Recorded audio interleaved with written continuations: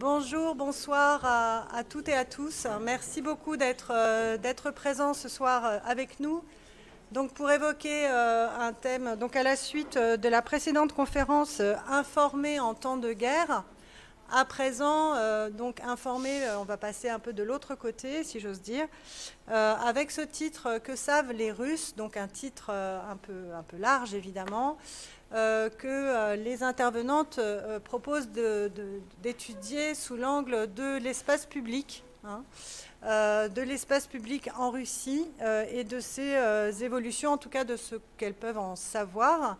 L'une par sa profession de journaliste, Yulia Berezovskaya, donc journaliste russe qui n'a pas de lien de parenté avec Boris Berezovsky, je le précise tout de suite pour éviter des questions qui nous feraient perdre du temps dans ce domaine, qui a été donc journaliste radio à l'Écho de Moscou, journaliste aussi dans la presse écrite, et qui dirige la rédaction de Grani.ru, donc un des premiers médias russes en ligne. Donc elle, c'est par son activité de journaliste russe qu'elle va nous amener à essayer d'avoir quelques éléments de compréhension de cet espace public russe. Françoise Dossé et Emilia Koustova, c'est par leurs travaux scientifiques, leurs travaux de recherche. Emilia Koustova aussi par ses origines russes. Françoise Dossé, donc, qui nous vient de Paris, qui est directrice d'études à l'EHESS et qui dirige le Centre d'études des mondes russes, caucasiens et centre-européens. Voilà.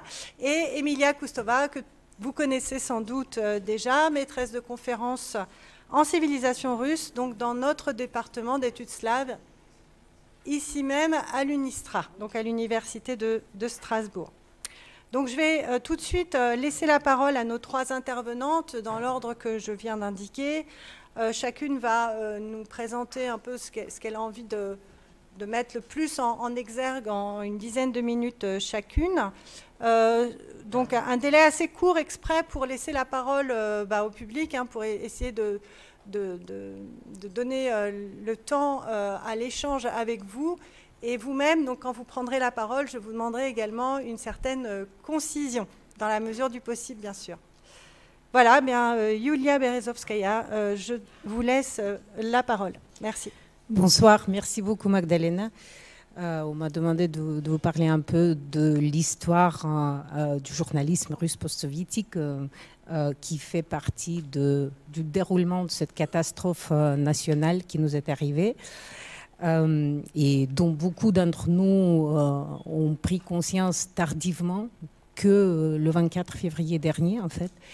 Nous, les journalistes dissidents, parce que mon média il a été bloqué en 2014 au moment de l'annexion de la Crimée, je suis partie à ce moment-là. Donc nous avons joué notre petit rôle dans cette tragédie. La gravité du moment oblige chaque Russe de remettre son parcours personnel dans ce contexte historique. Moi, j'ai fait mes études de journalisme à Moscou au début des années 90. Donc j'ai connu cette ouverture vertigineuse. C'était une période extraordinaire pour la presse russe qui jouissait d'une très très grande liberté par rapport aux années soviétiques et à l'époque poutinienne évidemment. Mais les grands médias étaient détenus à l'époque par quelques oligarques et on a connu ces guerres informationnelles inter-oligarchiques. Et les journalistes russes y ont participé d'une façon ou d'une autre. En 1996, la réélection de Boris Yeltsin a été le résultat d'un grand effort de la part de ces oligarques.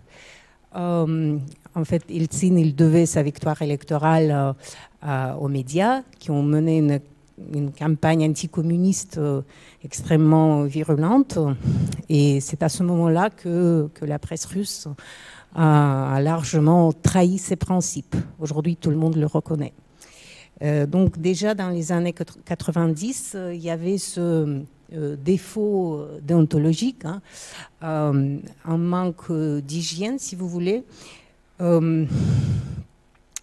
La presse russe a été largement corrompue avant l'arrivée de Poutine, et ça a quelque chose à voir avec ce qui s'est passé après, notamment avec la construction de cette gigantesque machine de propagande très efficace. Oui, et les journalistes russes, il faut le dire, ils se faisaient payer aussi souvent pour publier ou ne pas publier un tel ou tel papier.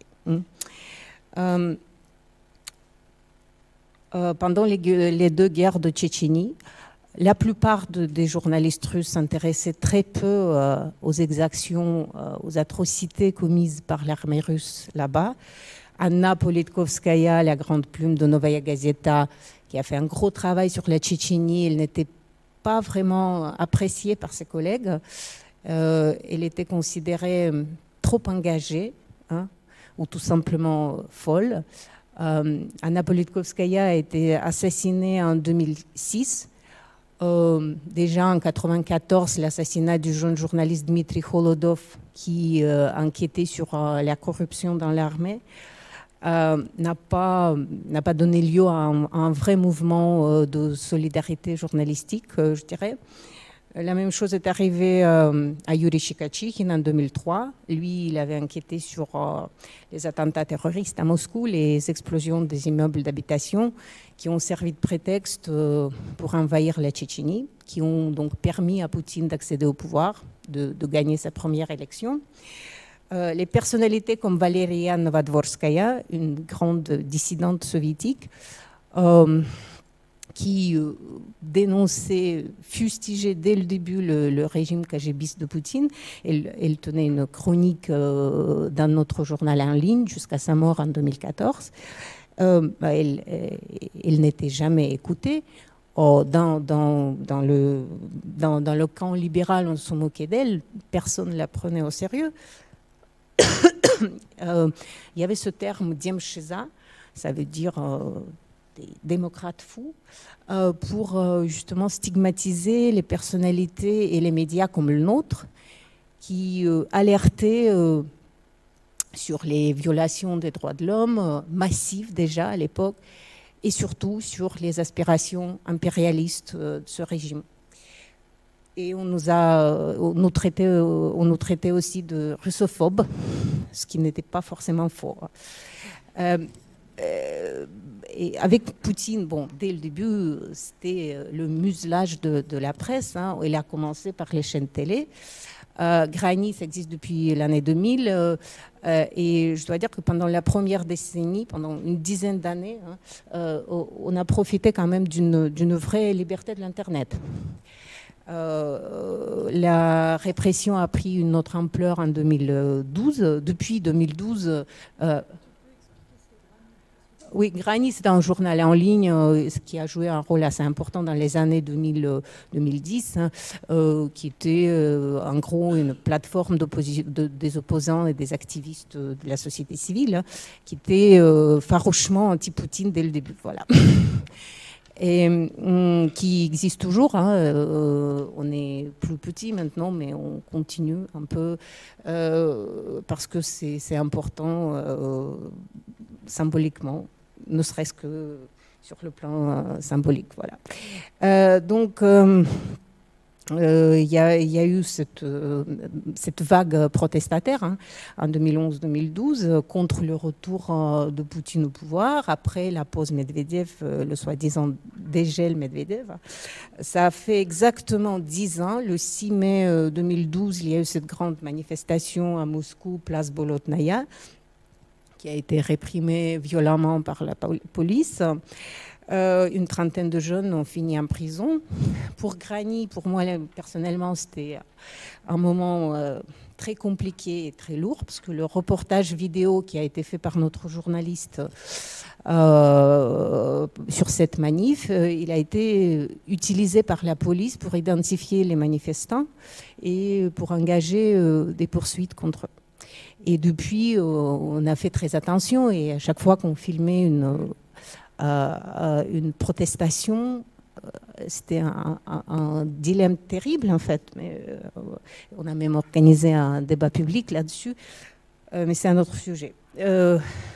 Par rapport à cette affaire Bolotnaya, aujourd'hui, à l'occasion de ce 10e anniversaire aussi, on se pose la question, est-ce que ce mouvement protestataire avait des chances d'aboutir, de changer le cours de l'histoire? Vous savez, à Moscou, la plupart des gens qui sortaient dans la rue, les manifestations, elles étaient très festives. Les gens n'étaient pas prêts à se battre. Ils n'étaient pas préparés à un vrai combat, à la différence des Ukrainiens sur le Maïdan. Donc l'affaire Bolotnaya, c'était le début d'une vraie guerre contre la société civile russe. Toujours plus de restrictions, plus de censure, plus de lois liberticides. Et l'année 2014, avec l'annexion de la Crimée, c'était vraiment le point de non-retour. Grani a été le premier média qui a été bloqué entièrement comme ça, du jour au lendemain, sans préavis. Et moi, j'ai quitté le pays suite à ce blocage. Mais franchement, je serais partie quand même.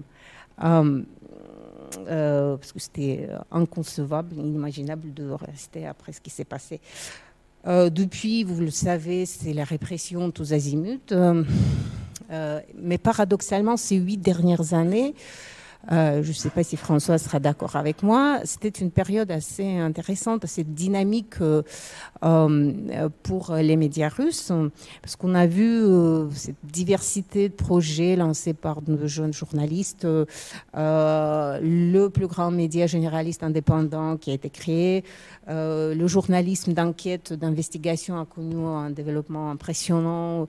Je pense aussi au journalisme qui traite les sujets de société, aux projets qui traitent, qui parlent plutôt du système judiciaire, des procès politiques et des prisonniers, et des projets régionaux également. Mais la quasi-totalité des médias indépendants, ou plus ou moins indépendants, ils ont accepté les nouvelles contraintes. Ils respectaient ces nouvelles lois assez absurdes. Ils mettaient, par exemple, cette étiquette de l'agent étranger sur tous les papiers, toutes les publications sur les réseaux sociaux.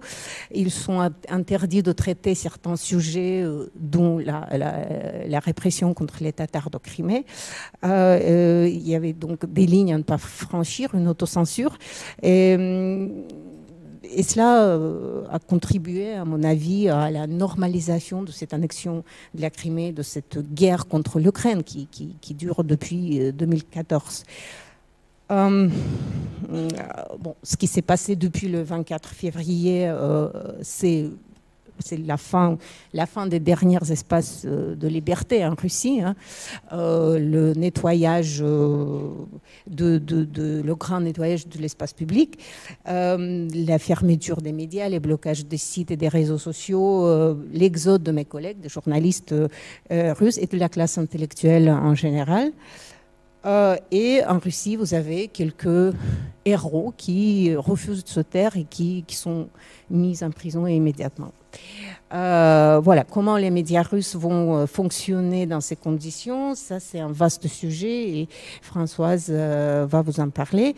Il y a cet élan de solidarité en Europe, notamment en France, cette volonté d'aider, de soutenir les journalistes russes en exil pour qu'ils puissent continuer d'informer. Mais informer qui, par quels moyens et dans quel but, et au-delà de la question de l'accessibilité de l'information, il reste cette question, est-ce que les Russes cherchent à s'informer? Et bien, la réponse est non. Je vais revenir, parce que c'est notre sujet principal quand même, le sujet de cette table ronde. Pour conclure, je crois qu'on a aujourd'hui le devoir de lucidité. C'est la fin des illusions. Il n'y a plus d'espoir pour la Russie. On n'a plus le droit de tenir ces faux discours sur l'évolution de la Russie, de ses chances de devenir un pays vivable et non menaçant. La guerre est là, elle est globale. Chacun doit choisir son camp. Chacun doit prendre position par rapport à ce mal. Moi, je souhaite de tout mon cœur une défaite militaire de mon pays d'origine, sa démilitarisation et son effondrement éventuel. C'est le seul scénario acceptable. Et ça, c'est le grand clivage dans le milieu journalistique parmi les émigrés russes dans la diaspora, entre ceux qui pensent comme moi, on est minoritaire, évidemment, et les autres qui veulent rester patriotes, malgré tout, qui continuent, qui nourrissent quand même ce rêve d'une grande Russie libre et démocratique. Et pour moi, tant qu'il y a cette grandeur, la Russie ne sera jamais un pays normal. Merci.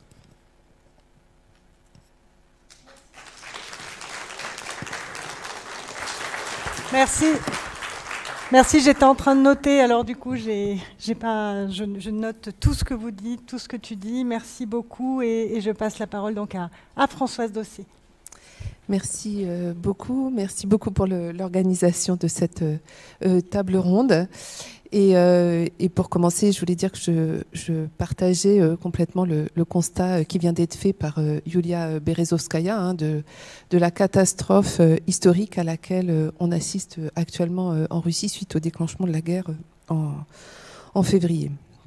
Alors pour poursuivre, Yulia a déjà dit beaucoup. Je vais peut-être revenir sur ce qu'on a observé là ces derniers temps dans le domaine des médias en Russie, dans le domaine médiatique. Donc la censure s'est abattue évidemment sur les médias russes et sur l'Internet russe en général depuis le 24 février. Mais auparavant, on avait déjà assisté à un renforcement très important des contrôles, de la surveillance, des emprises sur l'espace médiatique. Donc en fait, le renforcement des mesures coercitives depuis février en fait, s'appuie sur tout un arsenal oppressif développé depuis 2012, depuis 2014.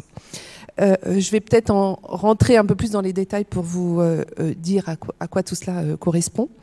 Donc, depuis en fait 2014, de nombreux médias et de nombreux journalistes indépendants ont été empêchés de travailler en Russie, alors que beaucoup d'entre eux, justement, développaient ces projets de journalisme critique, indépendant, qu'évoquait Yulia tout à l'heure. Donc ces contrôles se sont manifestés notamment par de très nombreux licenciements de journalistes, donc obligés de quitter leur rédaction, mais aussi par des menaces et des violences contre certains d'entre eux, ou par des affaires complètement fabriquées. Je pense ici à l'affaire Golunov en 2019, d'un journaliste accusé de trafic de drogue alors qu'il n'avait absolument rien fait. On a observé aussi des rachats de médias par des investisseurs proches du pouvoir, donc une emprise économique sur les médias indépendants. Et depuis 2017, un certain nombre de médias ont été déclarés agents de l'étranger en vertu d'une loi adoptée en 2012. Donc de très nombreux médias sont devenus agents de l'étranger, et quand vous lisiez la presse russe ces dernières années, on était en permanence confronté à des avertissements nous disant qu'on lisait des textes produits par un agent de l'étranger. Depuis 2020, des journalistes à titre individuel, personnel, ont été déclarés aussi agents de l'étranger, et cela a concerné de très nombreuses publications, comme le site Medusa, d'information générale installé maintenant à Riga, la télévision en ligne Dojd, et des sites comme la BBC, le service russe de la BBC, lui aussi considéré comme, alors je ne sais plus si c'était indésirable ou agent de l'étranger. Et en parallèle, donc, on a vu un renforcement d'un certain nombre de médias officiels et loyaux au pouvoir, et l'arrivée aussi de journalistes patriotes dans des médias qui auparavant étaient indépendants. Donc des changements au sein des rédactions. Alors avec la guerre, le 24 février, évidemment, cette législation et ces contrôles se sont énormément renforcés. Et le terme d'agent de l'étranger, donc, qui avait été largement utilisé pour discréditer les médias indépendants, est devenu là directement synonyme de traîtrise. C'est-à-dire que agent de l'étranger dans le contexte de la guerre, évidemment, prend une toute autre dimension. Une loi sur les fausses nouvelles militaires a été adoptée au début du mois de mars et qui menace, qui fait encourir aux médias et aux journalistes de très lourdes peines, pouvant aller jusqu'à 15 ans d'emprisonnement, pour leur traitement en fait de la guerre en Ukraine, qui ne porte pas le nom de guerre et qui doit être qualifiée donc d'opération spéciale. Et les journalistes ne doivent transmettre que des informations relatives aux opérations militaires, que les informations transmises par l'institution militaire ou les institutions officielles elles-mêmes. Suite au début, au début de la guerre, de nombreux médias ont été bloqués en Russie. Donc, et ceux que je viens d'évoquer, Medusa, la BBC, le service aussi russe de RFI, Radio France Internationale, qui sont bloqués sur Internet en Russie. D'autres médias très importants ont reçu des avertissements et ont renoncé à leurs activités parce que ça devenait trop dangereux pour leurs journalistes. C'est le cas donc de la télévision en ligne Dojd, mais aussi de la radio Écho de Moscou, radio créée au moment de la perestroïka, qui était un petit peu l'un des médias emblématiques des réformes du début des années 90, de la glasnost, ou le journal Novaya Gazeta, qui était le journal d'Anna Politkovskaya, et qui a dû renoncer à ses activités en raison des menaces pesant sur ses journalistes. Voilà. Et tout ça se déroule dans un contexte de blocage des réseaux sociaux, notamment de Facebook et d'Instagram, ce qui empêche aussi la circulation des contenus critiques sur les réseaux sociaux.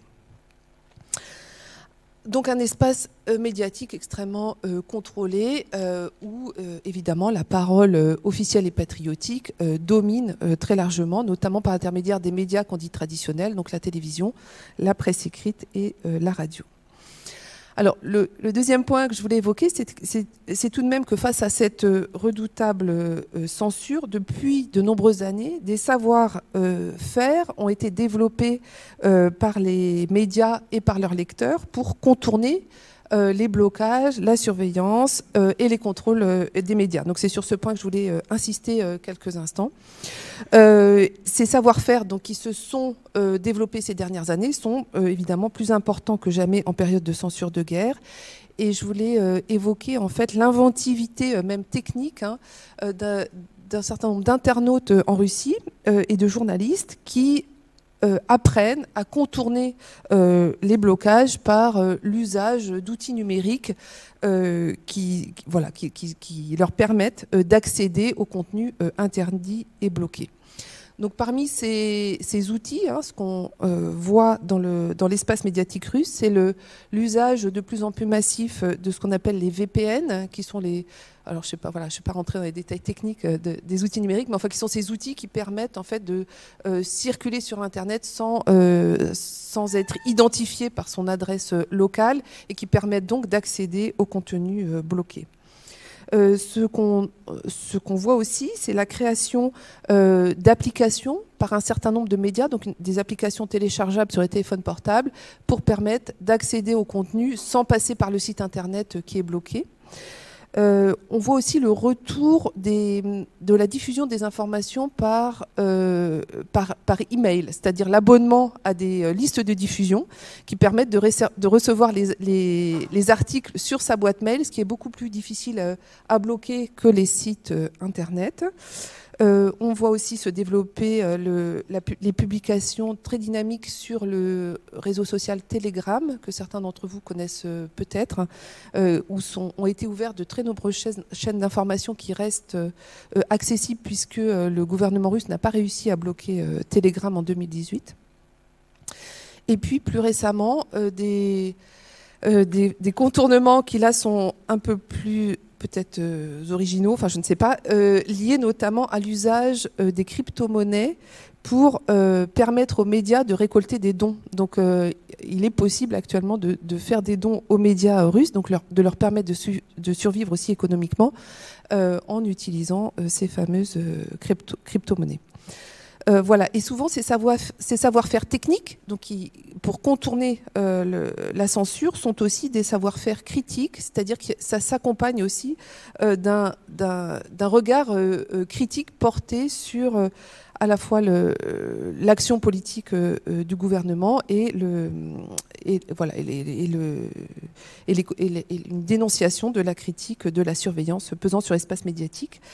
D'après les chiffres dont on dispose, mais qui sont très difficiles à vérifier, 10 à 20 millions de personnes utiliseraient des VPN actuellement en Russie pour accéder à des sites bloqués. Alors, dernier point, je vais essayer de ne pas être trop longue. Donc, quel contournement pour quel public? C'est-à-dire qui a recours à ces techniques de contournement? On a l'habitude de dire que le public des médias critiques qui utilise ces outils est en général un public plutôt jeune, très utilisateur des réseaux sociaux, ou d'un public moins jeune, mais compétent dans les techniques numériques, alors que la télévision, notamment, serait majoritairement regardée par les générations les plus âgées et les plus loyales au régime. Mais ce sera mon dernier point. Je voulais attirer l'attention sur le fait qu'il faut aussi se méfier des généralisations, disons, en montrant que ceux qui réussissent à accéder au contenu interdit, disons, sont ceux qui veulent ou qui peuvent exercer leur esprit critique dans un contexte où le dissensus et l'indépendance sont réprimés. Ce sont ceux qui manifestent au fond cette volonté de savoir. Alors Yulia posait la question de savoir si les Russes ont envie d'accéder à ce type d'informations. Elle répondait par la négative. Et de fait, ceux qui ont accès à ces contenus critiques sont ceux qui veulent ou qui peuvent le faire. Et en fait, l'accès à ces savoirs ou à ces contenus médiatiques interdits s'inscrit en fait dans des pratiques sociales beaucoup plus larges et doivent être pensés dans l'épaisseur du social, qui passe aussi par la question de la socialisation à l'école, de la socialisation sur les lieux de travail ou des relations amicales et familiales. L'accès aux médias s'inscrit dans ces sociabilités partagées qui conduisent à lire ou à ne pas lire ces contenus critiques et indépendants. Et donc tout ça pour dire simplement qu'effectivement il faut se concentrer, enfin il faut essayer de savoir ce qui est accessible ou pas en Russie, mais que ça ne suffit pas à comprendre ce qui se joue dans la société russe aujourd'hui, car évidemment les médias s'inscrivent dans un espace politique et social beaucoup plus compliqué. Et cette importance des relations sociales dans l'accès à l'information, elle est particulièrement nette en Russie même, où la censure est forte, donc, mais où des publics, certes minoritaires, mais quand même existants, réussissent à accéder à des contenus critiques. Mais elle est aussi, enfin, cette question, elle est aussi importante hors de Russie, puisque hors de Russie, on considère généralement, notamment en Europe, que l'environnement médiatique est pluraliste. Et pourtant, le fait d'être dans un environnement médiatique pluraliste ne signifie pas mécaniquement l'adoption d'une posture critique vis-à-vis de la politique de Poutine ou de la guerre. Et je voulais simplement prendre pour exemple, je ne sais pas si vous avez vu les informations ce week-end, du fait que dans certaines parties des communautés russes qui sont à l'étranger, donc considérés dans un environnement médiatique pluraliste, continue malgré tout à soutenir la politique du gouvernement russe. On a vu des manifestations en Allemagne ou en Autriche, par exemple, ce week-end, de militants russes favorables au conflit, enfin favorables à la guerre, voilà, et à Paris aussi, pardon. Et simplement pour attirer l'attention sur le fait que cette question des médias doit être saisie dans ces relations sociales beaucoup plus complexes qui font que le fait d'être intégré dans des réseaux de sociabilité partagés autour de personnes partageant donc des idées communes est parfois plus important que la question de savoir s'ils ont accès ou pas à des médias indépendants. Et donc c'est là que je rejoindrai la conclusion de Yulia, qui est de dire qu'effectivement a-t-on envie de savoir ou peut-on savoir? Cette question, c'est difficile de répondre à la question. Et il faut la prendre en compte en fait dans ce contexte d'emprise très forte aussi qui existe sur la société russe et qui ne passe pas que par les médias, mais par l'ensemble des institutions du social. Voilà, je vais m'arrêter là.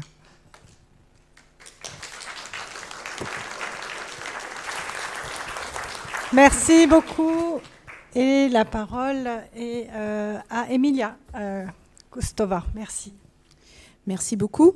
Alors, je vais commencer par préciser que contrairement aux deux intervenantes qui viennent de prendre la parole, moi, je ne travaille pas sur les médias en Russie aujourd'hui. Donc, je vais parler plutôt comme une civilisationniste qui travaille sur la Russie en général, sur l'histoire russe surtout, et qui cherche à comprendre un peu en dilettante, je dirais, ce qui se passe dans le champ informationnel médiatique en Russie. Et donc ce que je vais présenter maintenant, ça n'a aucune prétention, disons, scientifique à une analyse représentative qui adopterait quelques méthodes que soit. Donc il est très probable que vous ne serez pas d'accord avec ma lecture des médias russes, mais je pense que, voilà, j'aimerais bien aussi la partager avec les participantes de cette table ronde. Et je vais rebondir sur ce qui vient d'être dit par Yulia d'abord, puis repris par François, cette question donc finalement de veulent-ils s'informer parce que je pense qu'on a compris, il est possible quand même de s'informer à condition de multiplier les sources d'information, de cesser de s'informer uniquement par la télé, puisque là je pense qu'on peut tout de suite écarter, bon, à partir du moment où Dost a été fermé, et puis de toute façon c'était quand même assez très très étroit comme public, Dost. Voilà. Donc si on parle des médias, plutôt la presse écrite et des médias accessibles en ligne, on a compris, il y a des moyens d'accéder à à des voix dissonantes. Et moi, je vais surtout m'arrêter sur la question, donc qu'est-ce qu'on peut aussi tirer des médias qui ne sont pas interdits en Russie. Donc si on n'utilise pas VPN, voilà, que lit-on, comment peut-on s'informer? Et j'ai l'impression, et je pense que c'est important de rappeler qu'on n'est pas dans une situation comme celle que la Russie ou l'Union soviétique a connue justement durant l'existence de l'Union soviétique jusqu'à 87-88, donc la perestroïka quand même assez avancée. On n'est pas dans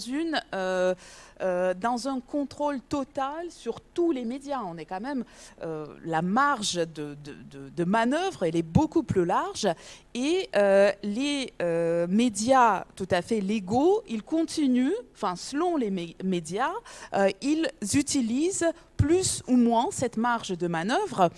Et évidemment, et je pense que en fait, tout est dans la lecture que les consommateurs de l'information font de ces informations-là. Bon, bien sûr, dans les médias légaux, on ne trouvera pas de récit de ce qui s'est passé à Boutcha ou ce qui s'est passé à Mariupol, et donc ce martyre vécu par les populations ukrainiennes dans beaucoup de localités, dans beaucoup de régions, dans beaucoup de villes.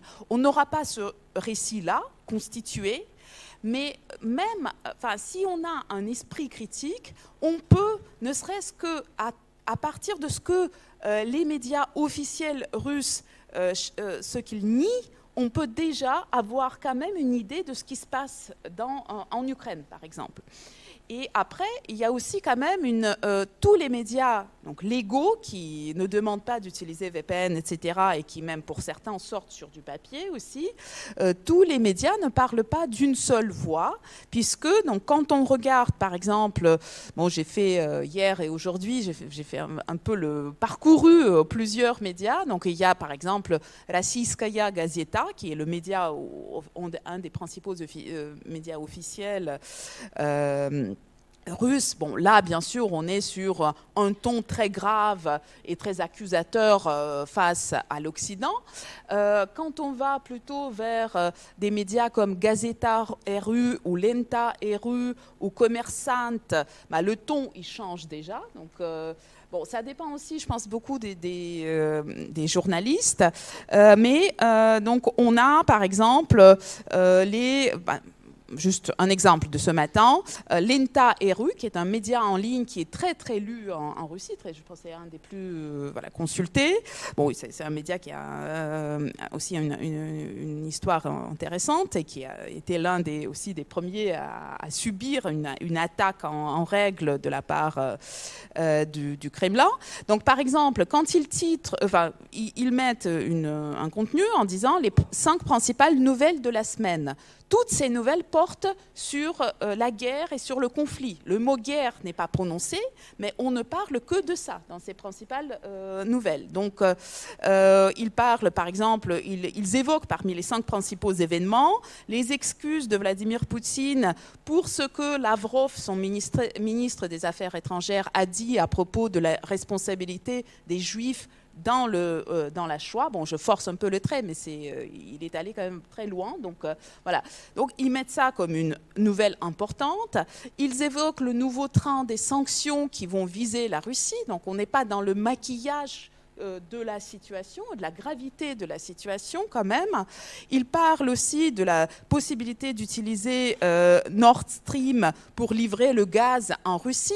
À nouveau, si on a un regard critique, on peut se dire, bon, si au lieu d'utiliser ce grand projet pour vendre le gaz russe dans toute l'Europe, on va plutôt l'utiliser pour approvisionner le nord-ouest de l'Europe, donc j'imagine la région de Mourmansk, qui n'est pas des plus peuplées et qui avait quand même déjà accès au gaz avant.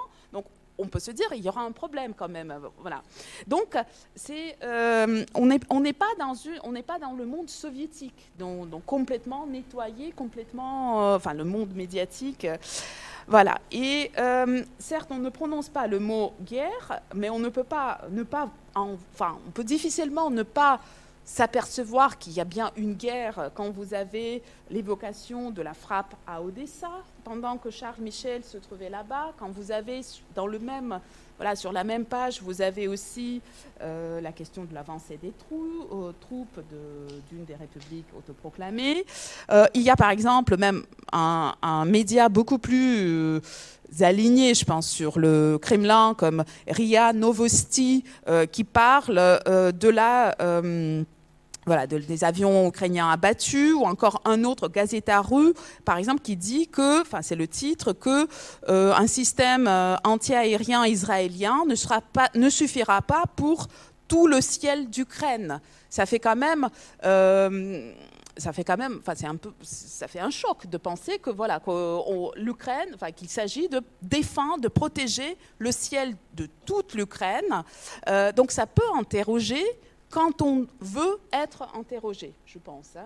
Bon, après, il y aurait beaucoup de choses à dire aussi, mais je n'ai pas le temps, sur l'usage de la langue d'Ésope, je trouve frappant à quel point ce savoir-faire et ce maniement de la langue d'Ésope, comment ce savoir-faire a réémergé finalement très vite, puisque j'ai l'impression que c'est surtout le journal, un très ancien et honorable journal Kommersant, qui a été créé justement pendant la perestroïka. C'est un des principaux médias créés à la fin des années 80, au début des années 90, donc un journal plutôt d'actualité économique, et qui déjà avant se distinguait par ce maniement de l'ironie. Il y a notamment un journaliste historique là-bas, Kolesnikov, qui couvre tout ce qui est la vie politique et qui manie énormément la dérision et l'ironie à tel point que parfois on ne comprend pas si c'est second degré, c'est jamais premier degré, mais c'est plutôt est-ce qu'on est au second degré, au troisième, au quatrième, voilà. Et là, par exemple, je suis frappée par des articles qu'il publie. Par exemple, il y a un long article très bien fait, très intéressant, très compétent, qui parle de la catastrophe produite par la fermeture de l'Union soviétique face à l'Occident, qui a suivi la Seconde Guerre mondiale et qui a résulté d'une décision prise par Staline. Donc c'est un long article très très bien informé sur les conséquences néfastes pour l'informatique, pour la génétique, pour toutes les sciences soviétiques. Et le parallèle, il est évident. On ne peut pas ne pas voir un parallèle dans cette dans ce long récit pour dire à quel point c'est néfaste se fermer face à l'Occident. Voilà. Ou encore, il évoque un autre article, le même journal, qui évoque par exemple Okudjava, qui est un poète et un auteur de chansons russe très populaire et très anti-guerre, très anti-stalinien aussi. Donc là c'est, pour un œil russe, c'est transparent comme message. Mais encore faut-il vouloir lire ce message, entendre ce message, et c'est là-dessus que je terminerai. Je voulais juste évoquer quelque chose, mais là, sur quelque chose qui s'est passé hier, c'était très intéressant. Il y a, en fait, j'ai l'impression que dans toutes ces rédactions-là, il y a des journalistes qui sont catastrophés par ce qui est en train de se passer. Ils prennent parfois la parole. Bon, il y a eu le cas le plus connu d'une journaliste télé, d'une rédactrice télé qui est entrée dans faire une éruption dans le JT avec une pancarte anti-guerre. Mais il y a par exemple hier 2 journalistes de l'ENTA RU qui ont saboté en fait le numéro de la page de l'ENTA RU en remplaçant le contenu et en publiant une quinzaine d'articles, de courts articles anti-guerre. Et ce qui est très intéressant, c'est sur quoi ont-ils voulu informer leur public. Bon, ils ont, si on regarde les sujets, ils ont surtout cherché à montrer que cette guerre, c'est une impasse pour la Russie et pour l'économie russe. Il y a eu aussi plusieurs articles très virulents contre Poutine. Et là, je pense que c'est vraiment le sujet sur lequel on ne peut rien trouver dans la presse légale. Voilà, vraiment la mise en question de l'action, des choix faits par Vladimir Poutine. Ils ont aussi évoqué, mais ce n'était pas central, l'action russe, de l'armée russe, l'action mortifère, meurtrière de l'action russe en Ukraine, donc avec des titres sur... un article un très court article en fait, sur une armée de brigands. Et, bon, voilà. Et ils ont aussi évoqué la question de l'abandon des cadavres de soldats russes péris en Ukraine, donc leur abandon en Ukraine, donc le fait que non seulement des soldats russes meurent en Ukraine, mais qu'en plus on les abandonne là-bas sans se soucier de famille, etc. Voilà, donc ça montre aussi, je trouve que c'est intéressant, comment les journalistes eux-mêmes évaluent ce qui est important de dire dans ces conditions-là, et sachant bien sûr que ces contenus-là, ils sont restés en ligne pendant, je ne sais pas, quelques minutes, quelques dizaines de minutes, mais ils sont toujours accessibles grâce au cache, parce que, voilà. Et je vais terminer là-dessus. Non.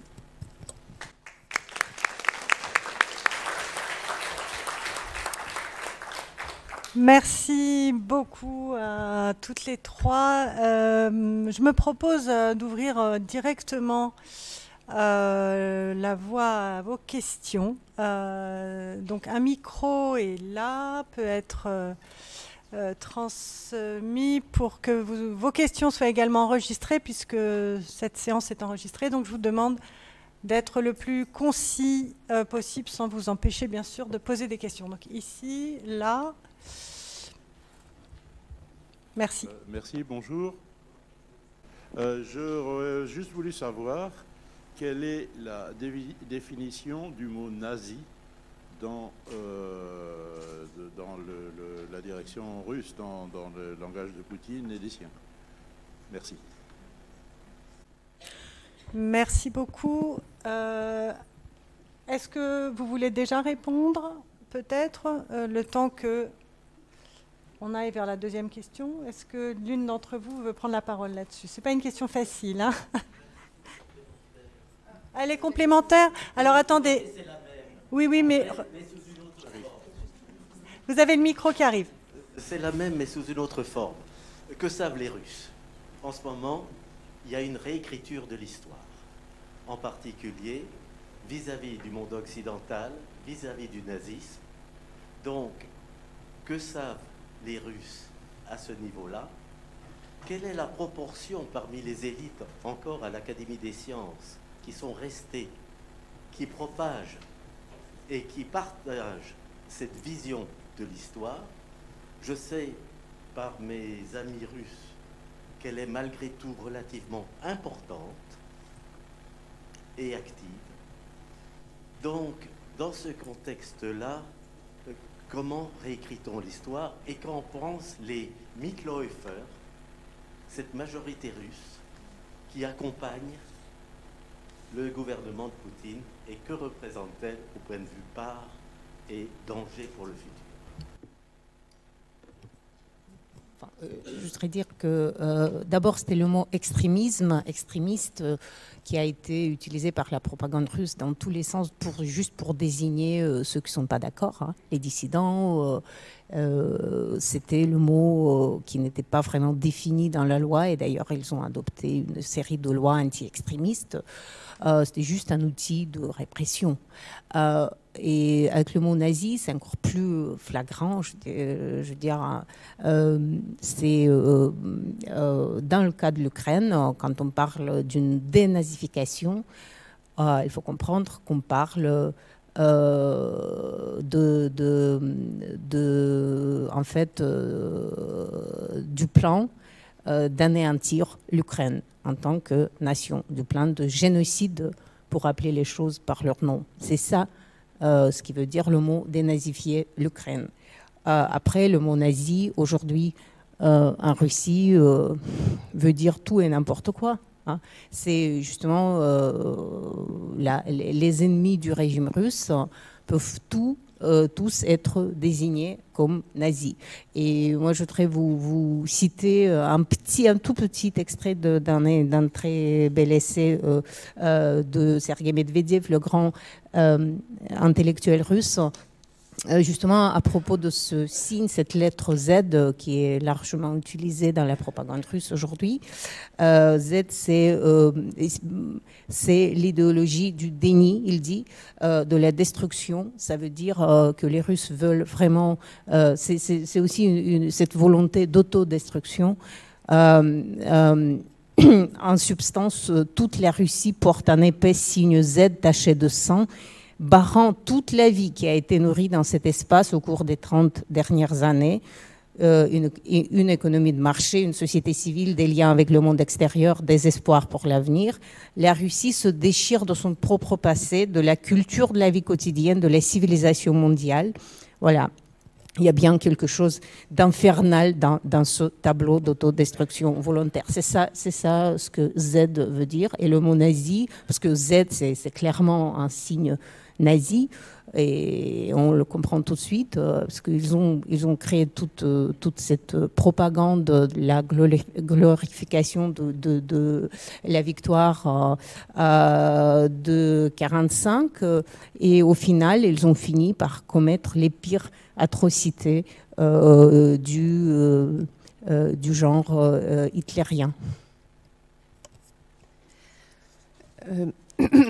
Je pense que la première chose peut-être qu'il faut dire, c'est que les références historiques qui sont mobilisées par le pouvoir russe actuel n'ont rien à voir avec l'histoire telle qu'elle est écrite par les historiens. C'est-à-dire que c'est vraiment un usage politique de certains éléments empruntés au discours historique pour des usages aujourd'hui. Donc ça n'a vraiment rien à voir avec le travail des historiens, et c'est en fait... tout à fait désespérant de voir voilà, cette instrumentalisation politique de l'histoire actuellement, alors que le travail des historiens a été majeur depuis la disparition de l'URSS grâce à l'ouverture des archives. C'est-à-dire qu'il y a eu vraiment un tournant historiographique exceptionnel qui a été permis par l'ouverture des archives au moment de la perestroïka, et en fait un nombre de travaux absolument remarquables publiés depuis 30 ans qui ont documenté de façon extrêmement précise voilà, toute cette histoire extrêmement complexe, en fait, notamment de la période soviétique. Donc on sait maintenant ce qui s'est passé à Katyn, on sait aussi on sait ce qui s'est passé en Ukraine pendant la Seconde Guerre mondiale, on sait ce qui s'est passé avec les déplacements de population dans tout ce vaste espace centre-est européen. Voilà, donc tout ça, on a les travaux historiens qui nous montrent toute cette complexité de l'histoire soviétique. Et donc ce que fait actuellement le pouvoir russe, en fait, n'a rien à voir avec l'histoire des historiens. C'est vraiment une instrumentalisation politique de certains lieux communs historiques à des fins qui sont des fins, disons, géopolitiques actuellement. Voilà, donc ça, je pense que il faut vraiment avoir ça en tête, parce que on peut pas parler d'histoire, en fait. Voilà, c'est pas de l'histoire dont il s'agit, je crois, aujourd'hui. J'ajouterais juste peut-être deux choses. C'est que d'une part, donc, par rapport à ce mot nazi, effectivement, il sert aujourd'hui à désigner tout adversaire. En fait, ça a vraiment été réduit à cela. On a l'impression quand même, il y a des collègues qui ont analysé cette question, c'est qu'il semblerait que c'est quand même assez mal compris par la population russe. J'ai notamment écouté une anthropologue qui fait des analyses très intéressantes, qui, d'après elle, ce discours de dénazification, finalement, ça passe pas très bien, parce que les Russes lambda ne comprennent pas très bien. Déjà, le mot n'était pas vraiment courant en Russie, on n'en parlait pas avant, et donc finalement, visiblement, ils ont quand même du mal à voir des nazis dans toute la population ukrainienne.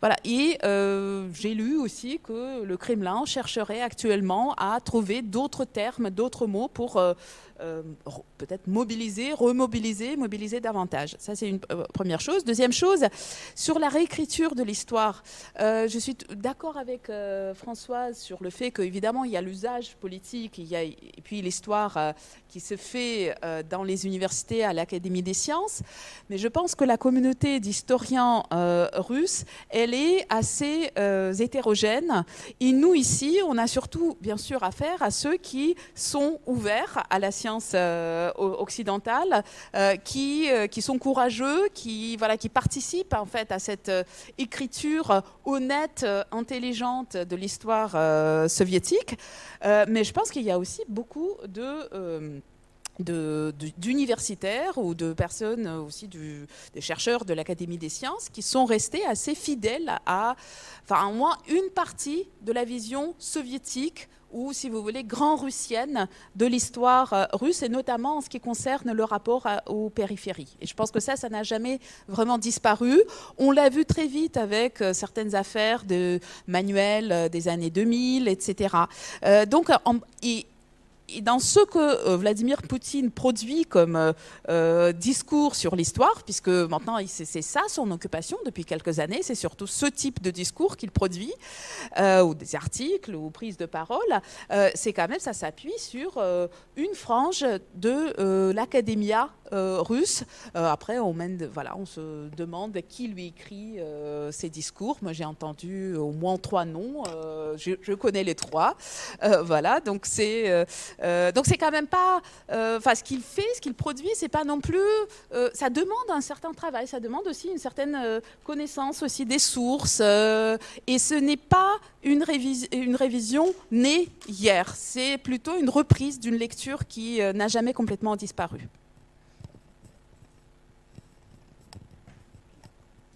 Bonsoir. La question est la suivante.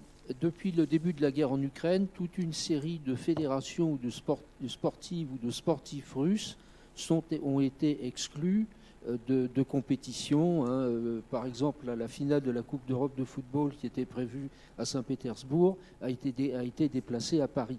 Est-ce que ces informations-là passent dans soit la presse officielle ou la presse alternative? Peut-être y a-t-il, d'ailleurs, vous me le direz, ça m'intéresse de manière accessoire, mais quand même, un journal, l'équivalent de l'Équipe en Russie. Et est-ce que ça fait écho dans la population? Parce que je crois, me semble-t-il, que le sport en Russie est quelque chose de très, très important. Merci. Alors, à ma connaissance, cette information a beaucoup circulé en Russie. Elle a fait pas mal d'effets. Et notamment, même avant le début de la guerre en Ukraine, il y avait déjà l'histoire de Jeux olympiques de Pékin, le patinage artistique qui est très populaire aussi, etc., etc. Et j'ai l'impression, mais sans vraiment beaucoup chercher d'informations sur cela, c'est que, pareil, à nouveau, cette information, elle peut être lue et interprétée de différentes façons. Ça peut être interprété dans le sens de forteresse assiégée, on est vraiment attaqué de partout et on nous frappe là où ça fait mal, le sport. Et je pense que ça a souvent été présenté comme ça. Tout comme ça peut ça peut parfois conduire à s'interroger, mais est-ce qu'il n'y aurait pas quand même un souci si tout le monde nous tourne le dos? Est-ce que le souci n'est pas quand même chez nous? Je pense que votre question, au fond, pose la question plus générale de l'effet des sanctions, en fait, sur la société russe actuelle. Parce qu'en fait, au-delà du sport, il y a l'ensemble des sanctions économiques, notamment, qui ont été adoptées après le début de la guerre. Alors, il faut aussi rappeler que ce régime de sanctions avait déjà été lancé après l'annexion de la Crimée en 2014. Donc on est là aussi dans des formes de continuité, dans les sanctions occidentales à l'égard de la Russie. Et en fait, ces sanctions produisent deux types d'effets. Soit effectivement peuvent conduire en partie au fond à une dégradation de la qualité de vie en Russie, qui pourrait amener à un développement de la critique dans la société, mais ça a aussi pour effet de mobiliser la population autour de ses élites et de son gouvernement, en considérant au fond que les sanctions sont la manifestation de l'hostilité de l'Occident à l'égard de la Russie et de sa russophobie générale, sa volonté de détruire le pays. Donc en fait c'est très très compliqué cette question des sanctions contre la Russie et contre la société russe. Et on a vu aussi, alors là je change un tout petit peu de domaine, mais je reviens sur la question d'Internet et du numérique. Au début de la guerre, un certain nombre de grands opérateurs internationaux du numérique qui ont décidé de mettre fin à leurs activités en Russie, voire de déconnecter en fait l'Internet russe d'un certain nombre de câbles qui permettent le lien avec l'Internet international. Et des associations en Russie de défense des libertés numériques qui se sont élevées contre ces sanctions, qui étaient contre la guerre, mais qui ont dit, si vous nous coupez du numérique, en fait, les citoyens critiques n'auront plus accès précisément à l'information alternative, à l'Internet mondial, et qui donc se sont élevés contre les sanctions. Donc voilà, c'est une question très compliquée. Je voudrais juste rajouter que, vu l'échelle de la catastrophe, les anti-Poutine vont être pénalisés forcément aussi. Donc, c'est une responsabilité collective, si vous voulez, mais il ne faut pas confondre quand même les sanctions économiques qui, dans le cadre de la Crimée, étaient trop faibles, on est d'accord, mais qui cherchent surtout à affaiblir l'ennemi, en l'occurrence le régime Poutine, et à l'empêcher d'affaiblir sa machine de guerre. C'est ça le but des sanctions. C'est pas pénaliser les Russes dans leur vie quotidienne. Il y a un autre type de sanctions, et là où il s'agit plutôt non pas de sanctions, mais d'hygiène un peu. Là, on parle de l'exclusion des Russes dans les domaines comme le sport ou la culture. Et ça, c'est un grand débat. Et des fois, là, je ne veux pas développer parce que c'est trop compliqué comme sujet, mais je peux vous dire qu'une grosse partie de la communauté russe et russophone et fraîchement émigrée semble être plus préoccupée par le sujet de cette cancel culture à la russe que par les souffrances des Ukrainiens. Je propose qu'on prenne deux questions au moins, l'une après l'autre. Merci. Oui, ça marche. Oui, en fait, j'avais deux petites questions.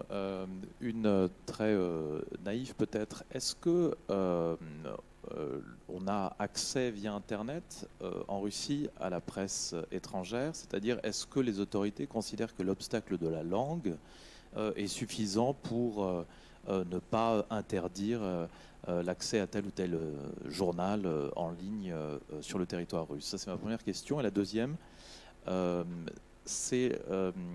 donc on a parlé des cadavres qui sont abandonnés. Les parents évidemment réclament des informations, les parents de soldats. Je me souviens, et c'est probablement une question pour Françoise, qu'il y avait une association de mères de soldats qui était puissante à l'issue de la guerre d'Afghanistan et à l'époque de la perestroïka. Est-ce que ce genre d'association est toujours aussi importante. Je ne parle pas des mobilisations, mais est-ce que ce genre d'association peut faire circuler l'information, ne serait-ce que parce qu'elle a une pratique historique de la communication de l'information avant l'ère d'Internet. Voilà, merci. Merci beaucoup. Moi, j'aimerais poser une question qui me paraît extrêmement importante. Est-ce qu'on peut dégager des médias officiels, des hypothèses, ou plutôt, je devrais dire, des promesses, des certitudes par rapport au dénouement, à l'issue de cette guerre? Et si ce qui me paraît prévisible, le message essentiel et la victoire sera pour nous, est-ce qu'on peut trouver une certaine concrétisation en quoi cette victoire va consister? Qu'est-ce qu'on promet à la société russe? Merci. Donc on a 3 questions en une. Je crois que la presse étrangère, elle reste largement accessible, sauf quelques sites bloqués comme la BBC en anglais, y compris le site anglais. Et il y a des titres étrangers, notamment en Allemagne, comme Bild, qui commencent à produire du contenu en russe, qui justement ont pour mission d'essayer d'informer les Russes. D'ailleurs, ce projet, le site de Bild a été bloqué également en Russie. Mais c'est la tendance est de bloquer tout ce qui bouge, quoi. Je crois que ça va être sur le plan technique, tu as évoqué, on est d'accord, l'information reste accessible pour le moment, mais sur le plan technique, c'est que le début de cette course, hein. Ça va se compliquer au fur et à mesure, et le mur va se construire progressivement, et après on va trouver des trous des brèches dans ce mur. Si je peux me permettre, pour l'instant, par exemple, Le Monde est accessible à qui parle français à Moscou? Je crois que oui, il faut aussi être abonné, hein. Il faut réussir à payer son abonnement depuis la Russie, ce qui n'est pas évident, hein. Concernant les médias internationaux, donc effectivement ceux qui sont bloqués, c'est ceux qui ont des services en russe en fait. C'est le service russe de la BBC, c'est le service russe de RFI, etc.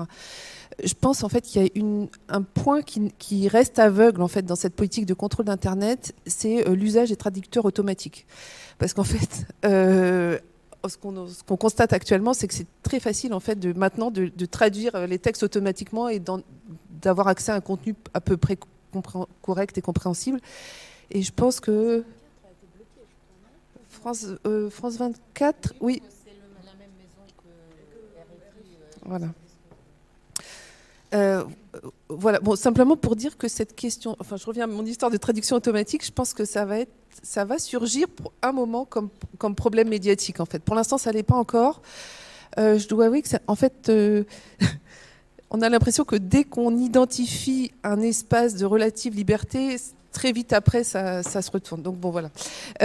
Donc ça, c'était effectivement sur la question des contenus internationaux.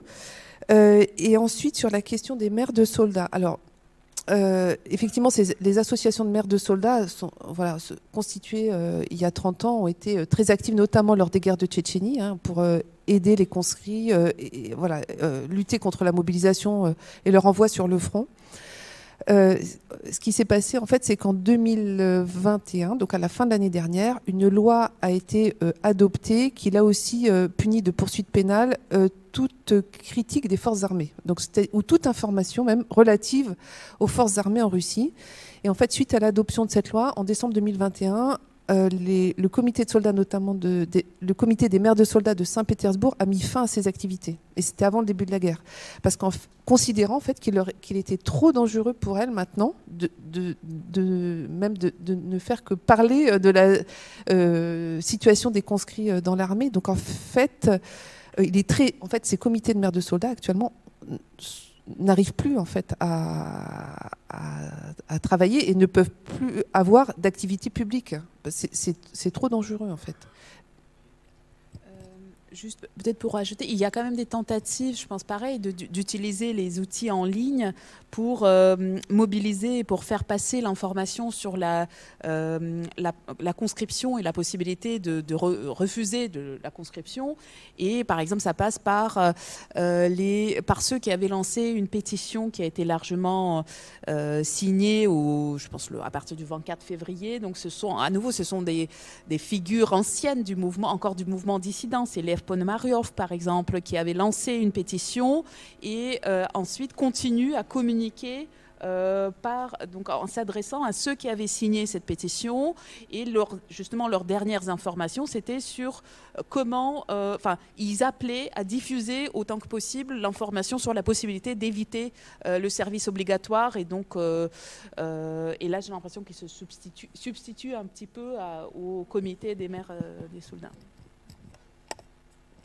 Les Ukrainiens, le pouvoir ukrainien de son côté a créé un numéro téléphonique spécial et des outils pour que les familles russes puissent chercher l'information sur leurs enfants portés disparus notamment.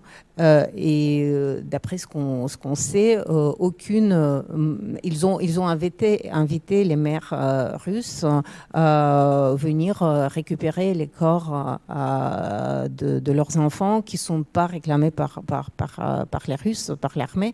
Donc, d'après ce qu'on sait, aucune mère russe n'est venue en Ukraine.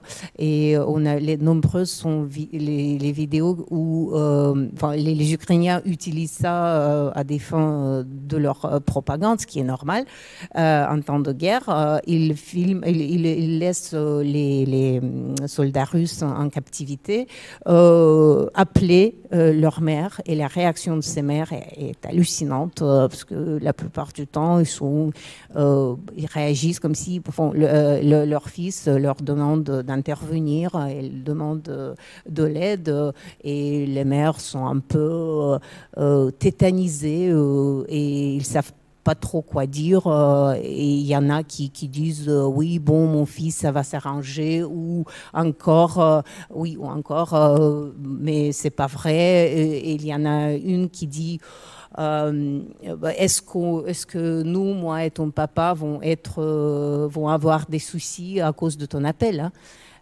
Non, mais c'est pas inventé, ce sont des vrais soldats, tout ça est filmé, et ça fait... non, c'est vraiment inconcevable. Et puis il y a des cérémonies d'obsèques aussi, où vous avez les mères russes qui prononcent des discours mais inimaginables, en remerciant Poutine pour ce qui s'est passé et comment ils sont fiers de leur fils. Voilà. Ça dit des choses à la fois sur le climat de terreur, me semble-t-il, et sur une part d'embrigadement, d'endoctrinement. Mais comme toujours dans ces situations-là, il y a les deux. Hein, c'est complexe, évidemment. Je crois qu'il y a encore... Alors, il y avait une question donc, qui n'a pas encore reçu de réponse sur les objectifs de la guerre. Qu'est-ce qu'on promet à la société russe? Est-ce que l'une d'entre vous veut tenter un début de non, peut-être pas de réponse, mais de... Non, mais je pense qu'il y a... Enfin, c'est une question extrêmement complexe et je crois que la réponse... Bon, déjà, on n'a pas nécessairement une seule réponse. Ces réponses multiples, elles changent avec le temps. Donc, on a vu même, si on se place entièrement... Enfin, si on pense... à la victoire ukrainienne et à l'objectif de la protection de la souveraineté de l'Ukraine, de son territoire, etc. C'est une perspective déjà, mais même par rapport à cette perspective-là, je pense que les espoirs, les pronostics, ils ont changé. Donc, d'abord, on s'est dit qu'il fallait surtout que Kiev tienne et que l'État ne s'écroule pas, etc. Maintenant, on a eu, je pense... du côté des pays occidentaux, il y a eu un espoir peut-être même une contre-offensive. Après, on n'est pas experte ici pour se prononcer sur la situation militaire, vraiment sur la Russie. Le cas russe, je pense que dans les journaux légaux, non, cette question elle est absente, ou bien il faut vraiment... oui, enfin, peut-être on peut voir finalement, si on fait un usage très large, non seulement de la langue d'Ésope pour s'exprimer, mais aussi pour lire ce qui est dit. Là, peut-être, on peut entrevoir, par exemple, même dans cet article que j'ai cité, sur les méfaits de la fermeture soviétique et stalinienne. Bah, finalement, après, il y a eu le dégel, ou voilà, il y a des choses comme ça. Mais je ne vois pas esquisser ce scénario dans les médias légaux. Quant à l'opposition, elle est assez... Là, je reviens vers ce que disait Yulia sur aussi les divisions, y compris au sein de la diaspora russe. Il y a ceux qui se prononcent désormais de façon très claire sur l'objectif d'anéantir toute la force militaire russe pour rendre impossible toute revanche. Et il y a ceux qui ne vont pas aussi loin. Peut-être rappeler quand même la très grande indétermination des buts de la guerre. C'est-à-dire qu'au début du conflit, le discours affiché, c'était en gros assurer l'indépendance de LNR-DNR, donc les oblasts de Donetsk et de Lugansk. Donc ça, c'était le discours du début de la guerre. Or, ce qu'on a vu ensuite, c'est des opérations militaires qui sont allées vers Kiev, vers tout le sud de l'Ukraine. Donc, une grande indétermination des buts de guerre. Alors, on a entendu aussi des généraux dire qu'en fait, ils cherchaient à prendre le contrôle du sud de l'Ukraine pour aller vers la Transnistrie et pour créer un corridor vers la Moldavie. Mais en fait, cette indétermination des buts de guerre, elle rend tout possible en fait. Et en fait, on ne sait, et c'est ce qui est très compliqué, c'est qu'on ne sait pas comment peut être déclarée la victoire. Est-ce que la victoire, ça va être la prise de contrôle de LNR-DNR, ou est-ce que la victoire, ça va être la prise de contrôle de ce corridor du Sud, ou est-ce que l'objectif, c'est la prise de Kiev, ou est-ce que l'objectif, c'est encore plus loin, quoi. Et donc, c'est cette indétermination qui rend tout possible et tout envisageable. En même temps, l'indétermination, elle est des deux côtés. Et je pense qu'en temps de guerre, quel que soit le système politique, les pouvoirs politiques n'ont pas intérêt à qualifier précisément leurs buts de guerre et leurs objectifs. Hein. Mais peut-être que la question portait aussi sur quel type de société. Je ne sais pas. Enfin, voilà. Est-ce qu'il y a un horizon qui est promis? Parce que les buts de guerre, je pense que ni Poutine, ni Zelensky, ni personne ne va publiciser ces buts de guerre. Hein. Oui, mais il y a eu quand même un papier dans la presse officielle russe qui a justement défini précisément les buts de guerre, et c'était le fameux papier de Timofey Sergeitsev sur RIA Novosti, le site officiel de la grande agence de presse russe, qui a défini ce but de guerre comme la déukraïnisation de l'Ukraine. Et c'était tout un programme de cette déukraïnisation de l'Ukraine. C'était le seul texte qui a défini les buts de guerre, si on peut parler de buts. Il a été traduit dans les langues. Il est paru dans les premiers jours de mars? Non, ou plus tard? Non, plus tard, mi-mars. Mars peut-être. D'accord. Oui. Donc cet article, en outre, est accessible en français. Chef, qu'est-ce qu'on fait? Chef, une dernière question très rapidement et après on devra conclure. Voilà. Merci. Merci.